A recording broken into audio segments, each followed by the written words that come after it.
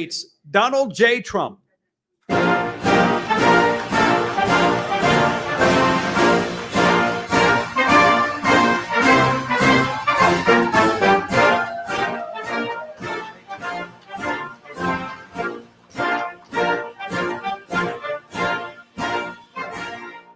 Thank you very much, and it's a great honor to have everybody here. I know the press was not quite expecting this, so I appreciate your being able to attend. We have a terrific number of things and some very positive things to tell you tonight. I want to begin by giving an update on the economy. Economic health is vital to public health.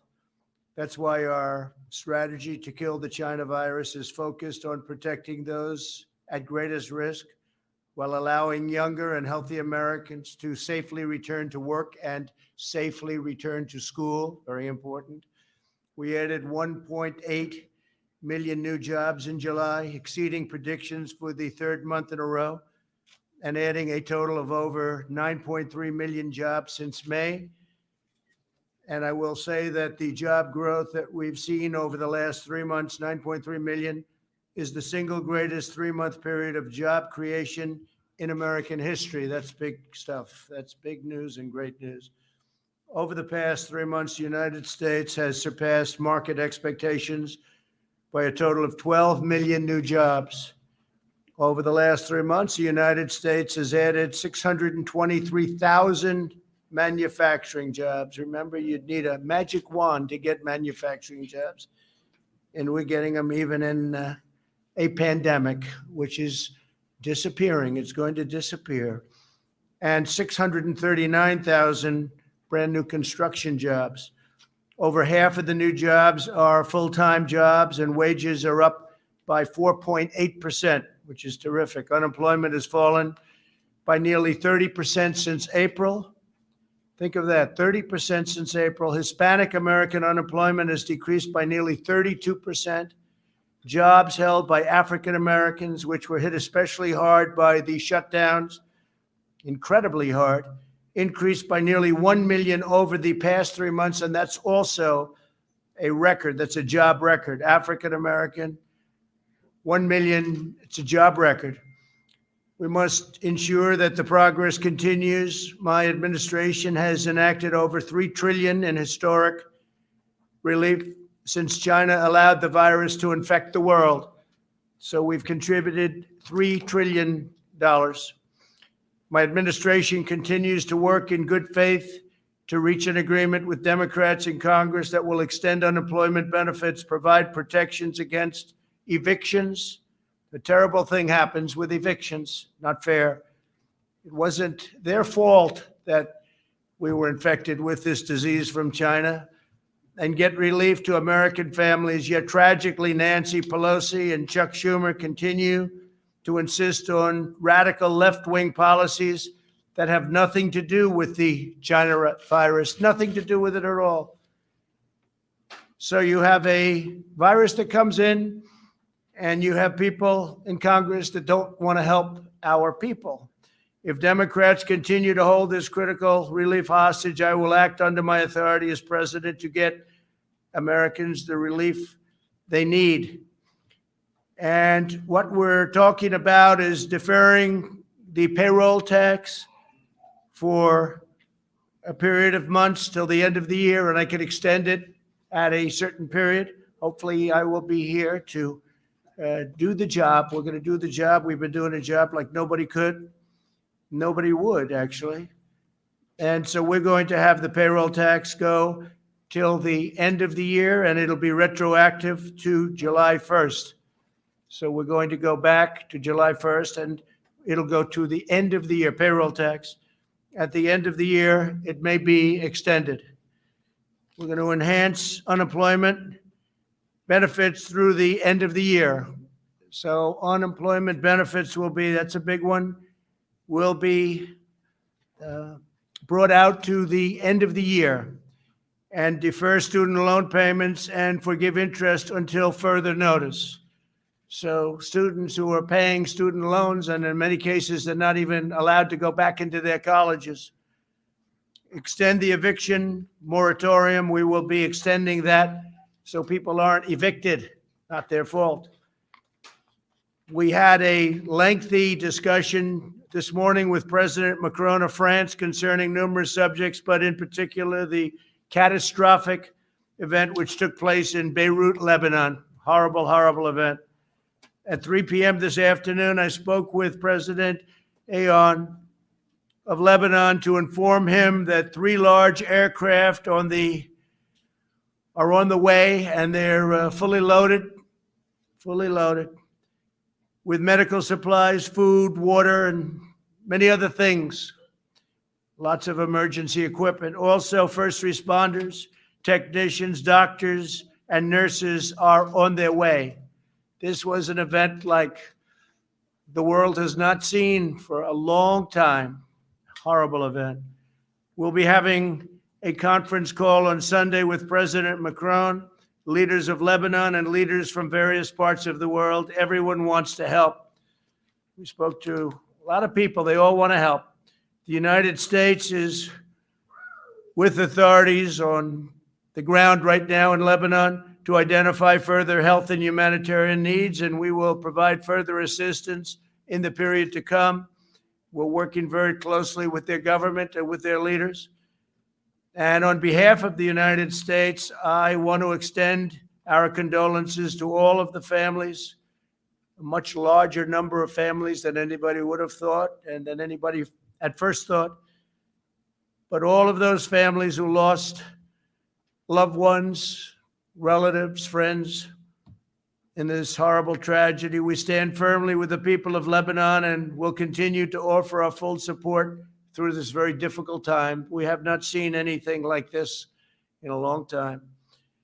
As you know, earlier this week, I met with American workers at the Tennessee Valley Authority who have been laid off by the leadership at the Tennessee Valley Authority. As you know, this is a form of utility. It's been around for a long time, since FDR. And the head person, not controlled by government, but it's sort of semi-public in a sense, gets paid the highest salary in the world of government. He gets $8 million a year. That's not a bad amount of money. It's $8 million a year.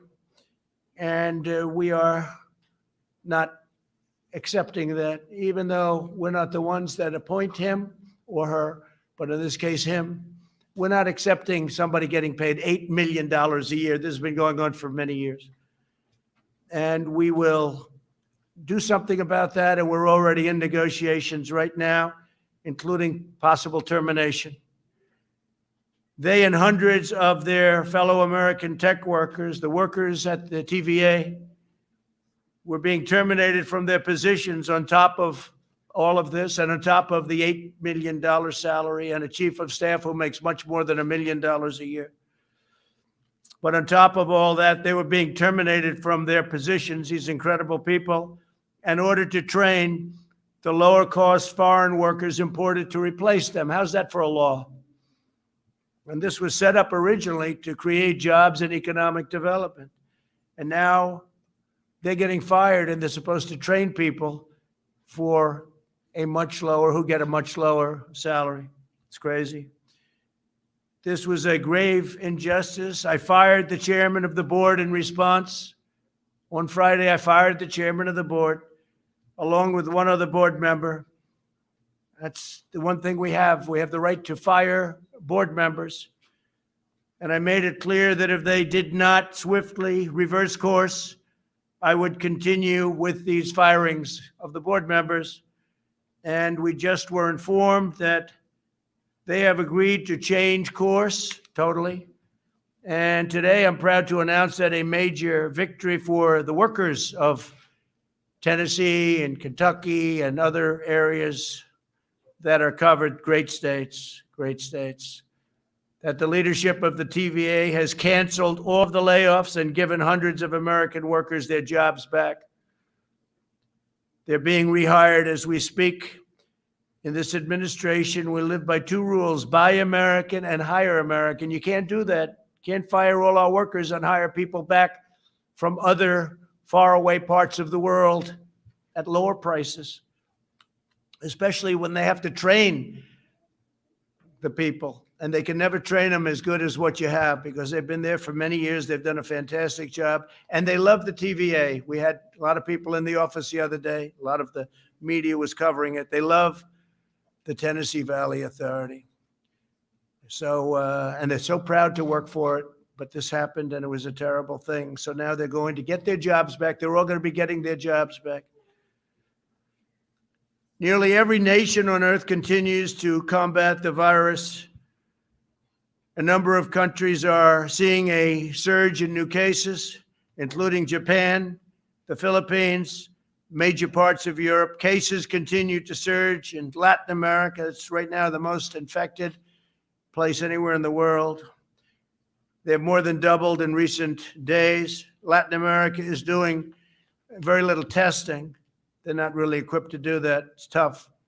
In the United States, more than 80% of jurisdictions report declining cases. We're doing very well. You don't hear that too often from the media, but we're doing very well. We have a very large country, very complex country in a sense. More than half of America's counties report fewer than 20 cases last week. So if you look at that, more than half of America's counties report fewer than 20 cases last week, but we have to remain vigilant. We're doing very well, but we have to remain vigilant. Nationally, the percentage of emergency room visits with the coronavirus symptoms is down to almost half what it was in July.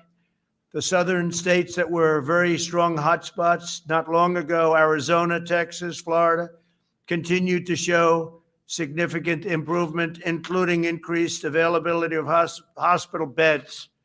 Arizona now has the smallest number of coronavirus inpatients since mid-June. It's gone. The governor was up, and we had a great meeting, Governor Ducey, and the meeting was terrific. But since mid-June, so they're doing well, and it's going down, heading down very rapidly, actually.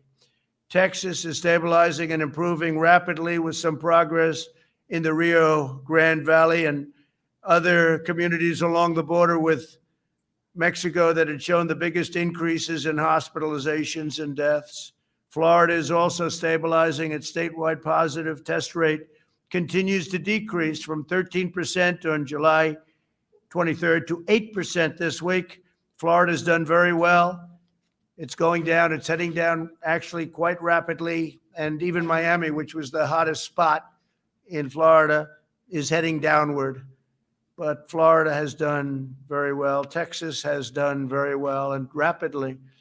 And Arizona has done incredibly well. So Arizona's really been a very rapid drop. New Jersey and New York remain stable with less than 1% of emergency room visits due to the China virus. The illness took a devastating toll on both states, as you know. While both states really took the brunt of the infection earlier this year, thankfully, we have not seen a resurgence. They've been doing a good job. Everybody's working very hard. Both governors are working very, very hard. We're in touch with them. We're supplying them with a lot of supplies as needed, if needed, but they're needing very little right now. They're in very good shape. We will continue to monitor the new cases. Throughout this crisis, my administration has provided extraordinary support of people, equipment, medical supplies to the people of New Jersey, the people of New York, and to the people of every state, all of our states. We're carefully monitoring California's Central Valley, as well as San Diego, Los Angeles, Sacramento, and San Francisco, which are starting to stabilize and go down. We're carefully watching regions from increasing cases, including Boston and Chicago, as well as the Midwest. We're watching them all very carefully. It's vital that all Americans work together to protect the vulnerable. For this reason, we've delivered vast amounts of protective equipment and testing supplies to nursing homes all across America. We're focused very much on the elderly, especially the elderly where they have heart problems or diabetes problems. Diabetes is a big problem. Approximately half of all deaths have occurred in nursing homes and long-term care facilities. It's an incredible number when you hear half of the deaths have been in nursing homes and long-term care facilities. And I will tell you that I met with owners and representatives of nursing homes, and they are very, very vigilant. They're doing a very good job now. They've really done something that I think is special. They're doing very well in terms of the virus. They're working very hard, and a lot of things happened. A lot of forces came together and hit the nursing homes very hard. But the representatives of nursing homes, in some cases, the ownership of nursing homes, are working very hard. The federal government and the private sector have delivered more than 9 million N95 masks, 27 million surgical masks, 3 million face shields, 20 million gowns, and 668 million gloves to New Jersey alone. Think of that. We provided $3.4 billion to the state of New Jersey in emergency relief funding. So we happen to be in New Jersey right now. So those are great numbers. The governor's working very hard. Governor Murphy's doing a good job. We're working very closely with him. We've also provided nearly $5 billion to New Jersey hospitals and healthcare facilities. And through the Paycheck Protection Program that you all know so well, we provided $23 billion to support more than 250,000 New Jersey small businesses. A lot of the small businesses that you see that are opening now and going to do well, they're there because of what we did with Paycheck Protection. On therapeutics and vaccine updates, 3 vaccine candidates have now moved into phase 3 trials. This would be years ahead of schedule. We have done wonders with the FDA. I want to thank the FDA and all of the great people there and Dr. Hahn. But we have phase 3 trials already going on, which is most people would have said impossible to even think about. Today, Pfizer announced that it will manufacture Gilead's drug Remdesivir, where we've had tremendous success. Last week alone, my administration procured and distributed over 120,000 vials of Remdesivir, enough to treat more than 19,000 patients. Plasma treatments continue to show incredibly encouraging results, really incredible what's going on. And if you can go to a blood bank, if you've had this disease and beat it, and there are a lot of people that have, if you could go to a blood bank and donate, that would be a tremendous help.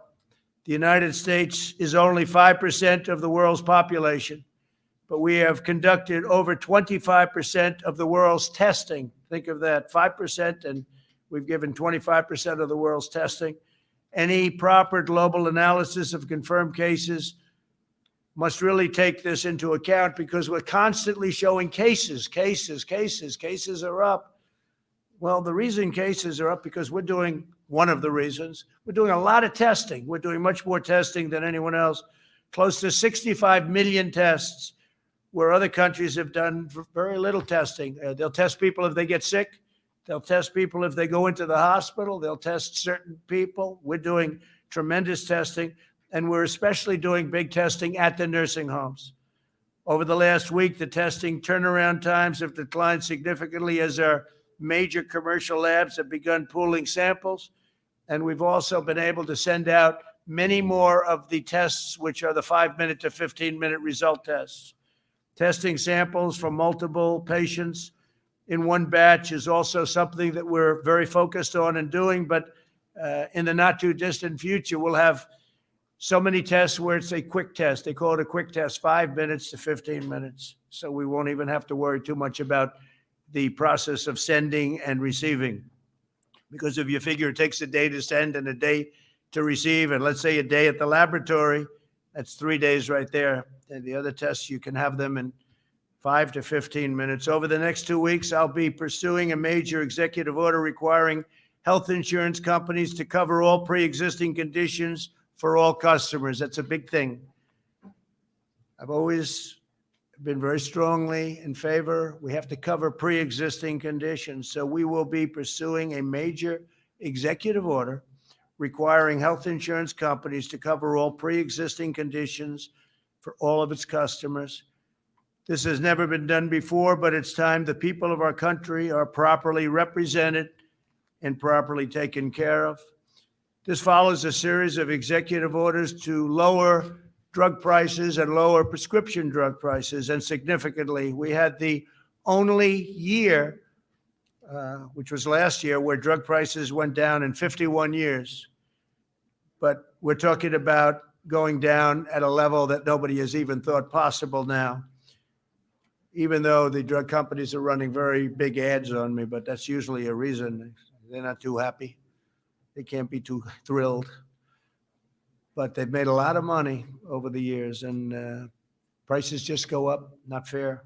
This includes a landmark executive order requiring drug companies to change Americans and charge Americans no more than they charge to foreign countries.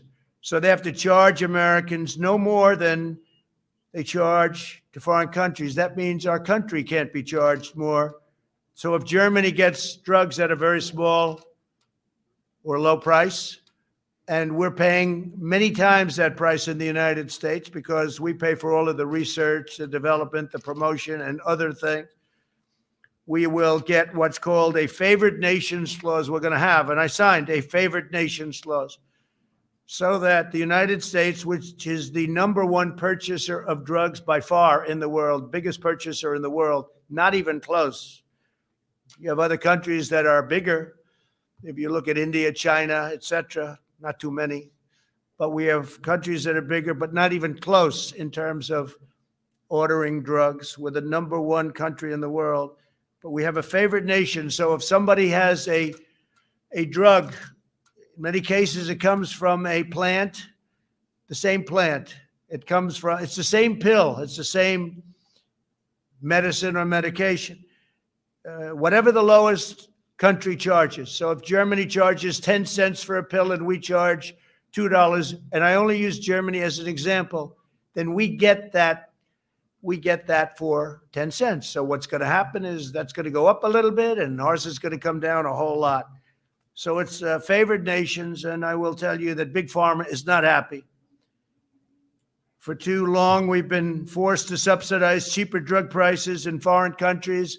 We've subsidized them to a level that nobody can believe. Nobody talked about it. Everybody wondered, how come every president that runs for office says they're going to lower drug prices? And they never do. They go through the right roof. Over the last administration, they went up like skyrocketing. That's Biden. Biden's not going to be able to do it. He has no clue.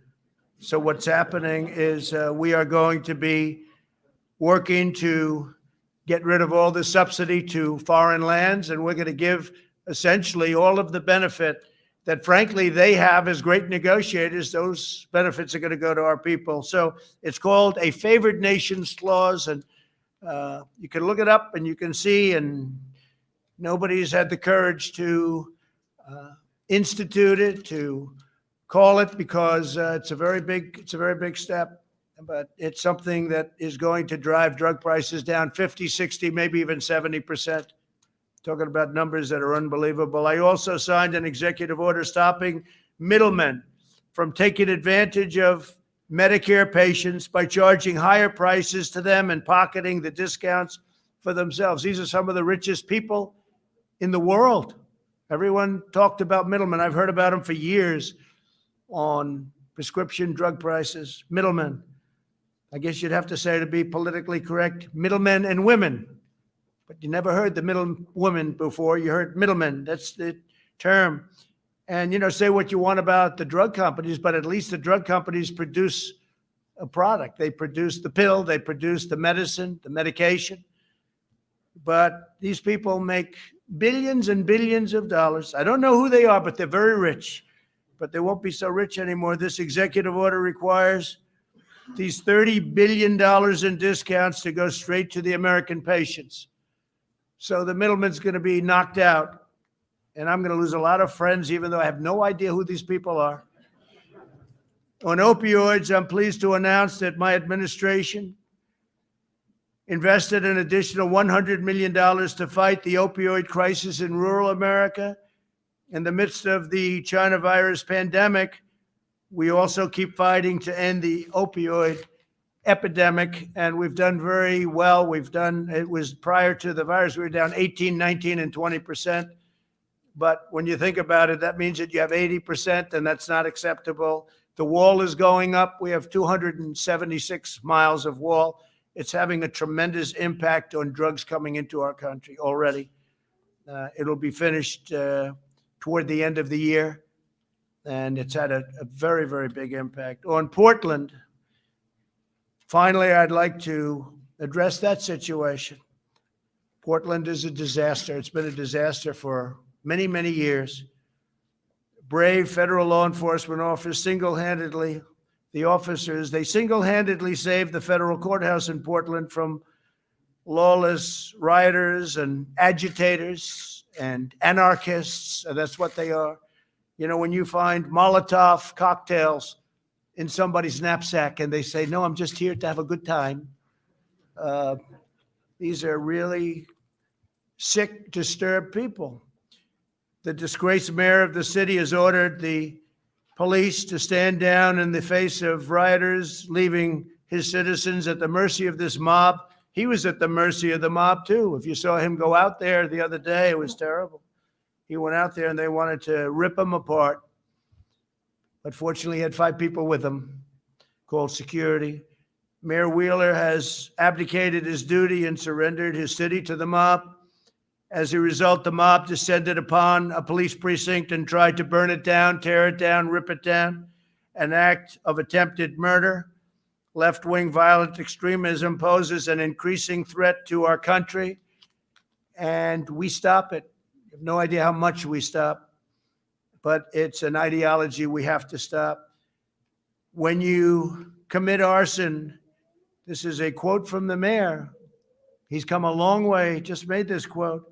When you commit arson with an accelerant in the attempt to burn down a building that is occupied by people who have intentionally been trapped inside, you're not a demonstrator or you're not demonstrating, said Mayor Whelan.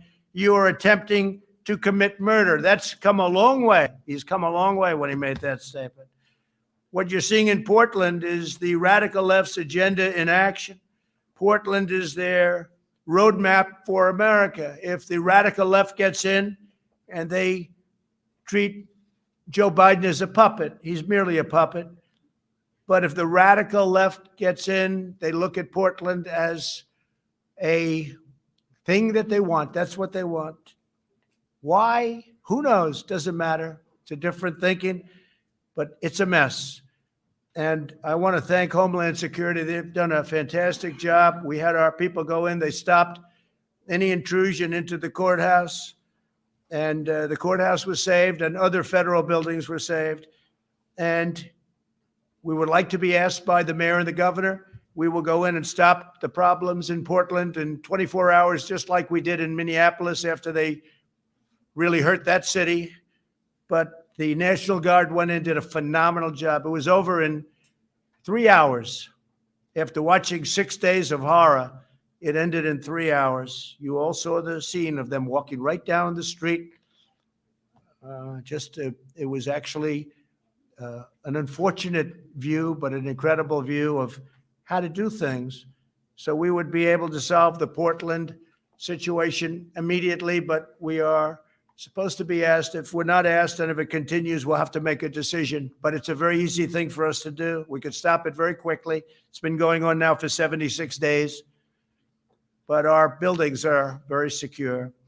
If the Democrats controlled in Washington, the Democrats' control of Washington, they'd pass, with all of the things they do, legislation gutting every single police department in America.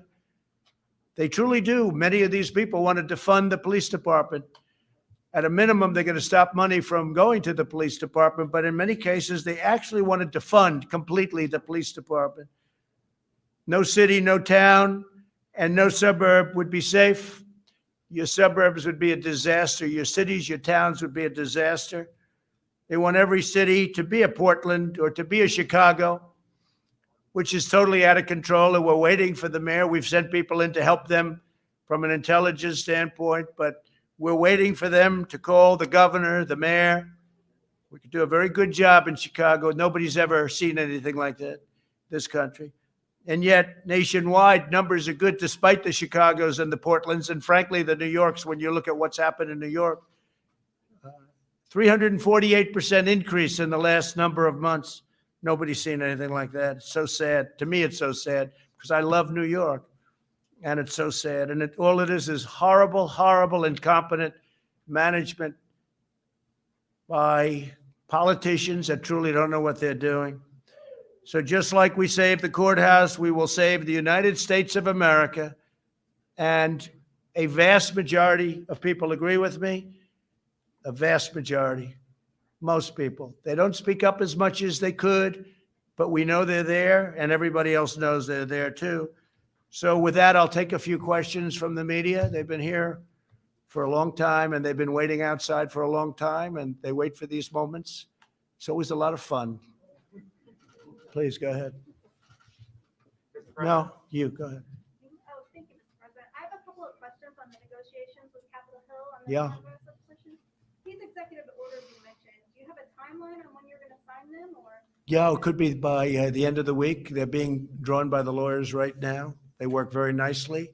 It would be nice to be able to do it with the Democrats, but they're really just interested in one thing, and that's protecting people that have not done a good job in managing cities and states, and nothing to do with COVID, nothing to do with, or little to do. They want to be able to make up for many, many years, in some cases, decades of bad management. We can't do that. So that's what they want. They want to do that, and we don't want to do that. Are you concerned about the legality of these executive orders? No, not at all. No, if somebody, well, you always get sued. I mean, everything you do, you get sued. I was sued on the travel ban, and we won. I was sued on a lot of things, and we won. So we'll see. Yeah, probably we get sued, but people feel that we can do it. Jeff, go ahead. Thank you, sir. Mr. President, the intelligence agencies today said that Russia is already meddling in this year's election to hurt Joe Biden, and that China is considering meddling to hurt you. Do you believe that intelligence, and what do you plan to do about it? It could be. I mean, I could be very much. I think that the last person Russia wants to see in office is Donald Trump, because nobody's been tougher on Russia than I have ever. That's not what the intelligence. Well, I don't care what anybody says. Nobody with any common sense would say, do it. Look at what we've done with our military. Look at what we've done in exposing the pipeline with billions of dollars going to Russia. Look at all of the things we've done with NATO, where I've raised $130 billion a year from countries that were delinquent, and now they're paying all of this money. And the 130, by the way, $130 billion, not million, billion, goes to 400 billion over a few years. And that's all money to protect against Russia. China would love us to have an election where Donald Trump lost to Sleepy Joe Biden. They would dream, they would own our country. If Joe Biden was president, China would own our country. And you said another country. What was the third country? No, just those two. No, you didn't say that in the report. The report said Iran also, but you didn't say that. I didn't. Iran would love to see me. Iran would love to see me not be president. And I'll make this statement. If and when we win, we will make deals with Iran very quickly. We'll make deals with North Korea very quickly. And whatever happened to the war in North Korea, you haven't seen that, have you? If I didn't win the election in 2016, our country would now be, maybe it would be over by now, but in war with North Korea. Everybody said, oh, Trump will get us in war. Not just the opposite. And we actually have a relationship with North Korea, which is something that was never established by the previous administration. You would have been in war with North Korea, and it would have been a very bad war. So North Korea, whether you look at Iran, every one of them will make a deal with us very quickly. Iran is dying to make a deal, but they want to see, because they'd much rather make a deal with Biden. Because if they make a deal with the United States, if China makes a deal with the United States with Biden in charge, they would own our country. Look what I've done. I've taken billions, tens of billions of dollars from China. China was having the worst year they've had in 67 years, and we were having the best year we've ever had, with big tax cuts, with big regulation cuts. We've rebuilt our military. We became independent in terms of energy. We're the energy leader of the world. We were having the best year we've ever had. By the way, African American, Asian American, Hispanic American unemployment numbers, the best in the history of our country. All things, and many other groups too, including women, including high school diploma, no high school diploma, college diploma. Everybody was doing better. The last thing that Russia wants and China wants and Iran wants would be for Donald Trump to win. Yes, please go Just to ahead. follow up, what do you plan to do about that interference, sir? Well, we're going to look at it very closely. You tell me that this came out a little while ago, and I've heard that it came out. It came out just a little while ago, and we're going to look at that very closely. But you started off with Russia. Why don't you start off with China? Do you think China's maybe a bigger threat? I mean, I think maybe it is. I mean, you'll have to figure it out. But we're going to watch all of them. We have to be very careful. The biggest risk that we have is mail-in ballots, because with the mail-in ballots called universal mail-in ballots, it is a much easier thing for a foreign power, whether it's Russia, China, Iran, North Korea, many others, people, countries you wouldn't expect. It's much easier for them to forge ballots and send them in. It's much easier for them to cheat with universal mail-in ballots. So I think one of the things we'll have to look at is exactly that. But that's a big problem. That's a big problem. You saw in New York, they called a winner, but they have no idea what the vote is. Please, go ahead. Mr. President, we've watched these negotiations go on for weeks. Do you think if you had been more directly involved, we would be in a different position? No, I'm totally today? involved. No, they call me all the time. They tell me how they're doing with Nancy and Chuck.